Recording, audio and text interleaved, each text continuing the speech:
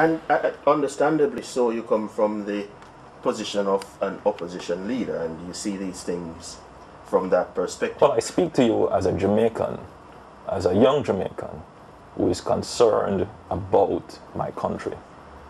So the point I'm trying to get to now is the picture that is painted is that the present government is not fiscally as strident, as principled and disciplined as a government ought to be, but yet they capture the imagination of the voting populace in Jamaica. What are you doing about your own party and getting it to a point where it becomes the people of Jamaica now fall in love with your party and feel that you are the party of choice? The people of Jamaica are searching for leadership.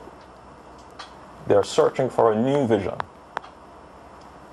They're searching for policies and programs that will see to the development of their country, to the education of their children, to the health of their families, to the shelter of their families. That has been promised with a silver tongue, but not delivered. So there is a high level of frustration, disbelief, probably even fatigue with the political system. I think it is time that new leadership emerge that will get the Jamaican people to believe again. No government can do it on its own. You know, we can talk as good as anyone else, but a true political movement requires people to believe. And there has been so much disengagement with the Jamaicans who can actually make things happen, that you know, you could have governments that are effectively a minority government. The present government only has 26% of the vote, the entire vote of the country. So you can have minority governments, but those governments can't do anything. They can't move the country. This government in particular just manages the status quo. There's no vision. If you were to ask the average Jamaican, what are you getting out of the government? Where do you see the government going? What do you expect of the future? There will be nothing positive. There is no direction.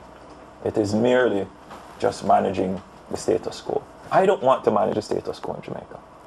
I want to change Jamaica. I want every Jamaican to be able to stand up wherever they are and say, my motherland, my home country is as developed as your country. And certainly there are lots of Jamaicans right here across the UK, and they're visiting. I know it's a short visit, so you might not have had time to visit with the different groups and organizations. I do hope to return early next year. It's absolutely important to mobilize the diaspora as well. Yeah. But tell me about the Jamaican diaspora here, from the little interaction you've had. How can Jamaica seek to maximize its benefits from the rich potential that they... Well, you know, firstly, you have to recognize that since the Windrush generation, we're maybe about 3 to 4 generations off. So the Jamaican government has to take a different way of dealing with the diaspora now. The values of the diaspora here and in the US and in Canada and elsewhere have changed. They are more integrated in the country in which they live. They're well connected. They are in higher income brackets and they have different expectations. And they may very well be only sentimentally attached to Jamaica. So the level of engagement that is necessary is not just to invite them home to come and sit in a conference, but you have to engage them on business. You have to engage them on international issues. You have to engage their skills and their professions. And you have to show them, hey, there is an opportunity in your homeland, in the country of your parents' birth, that you can move between the 2 countries, your current home and your homeland. And you can own property, you can make investment, you can contribute in both places. So I'm here to, you know, in my visit here, I've met with the Home Office and with the Foreign Secretary and influential MPs. But I'm also here to say to the Jamaican diaspora that we want to have a different engagement with you. And we want you to participate in the politics of the country in which you live now, because that is important for Jamaica. What is happening internationally is that Jamaica and other countries in the Caribbean region is not necessarily a priority in the foreign policy of the UK or the United States or Canada. And for them to become a priority with all the other issues of ISIS and Ebola and Ukraine and all the other issues that these countries have to deal with, our diaspora must have political influence as well. And so that's a message that I would want to send to the diaspora here. Yes, there have been calls for political representation from the diaspora in Jamaica. What are your thoughts? You know, I have very liberal thoughts on this matter. Firstly, I believe that Jamaica needs to reconsider what is its Commonwealth.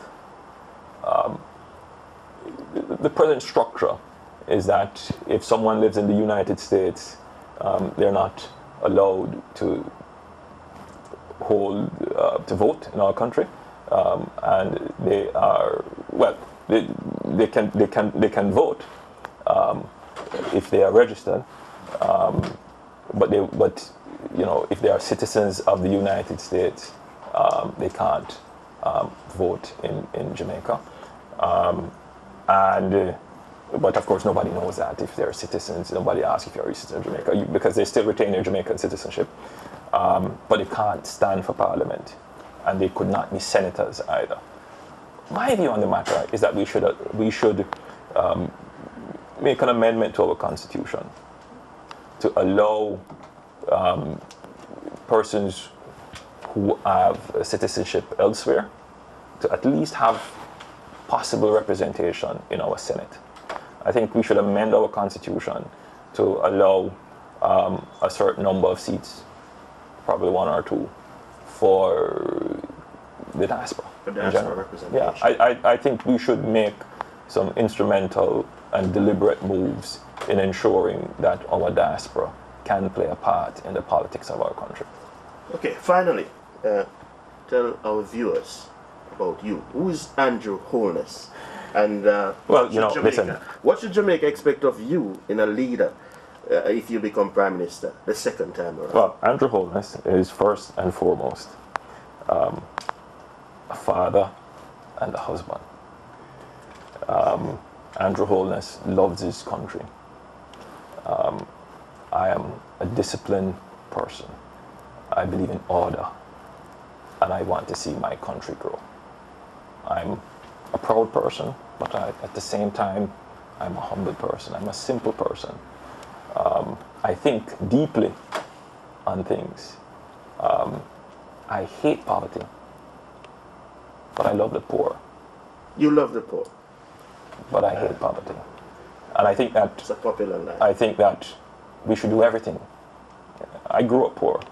I was born to working class parents. Through education and hard work, I was able to pull myself up by the bootstraps.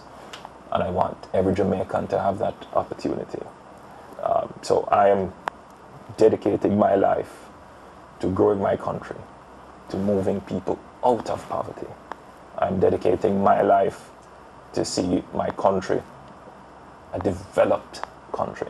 I'm dedicating my life to seeing that every Jamaican can fulfill their dreams and aspirations, can live, work, raise their family and do business in a country that they love so much, but we have just not fulfilled our potential.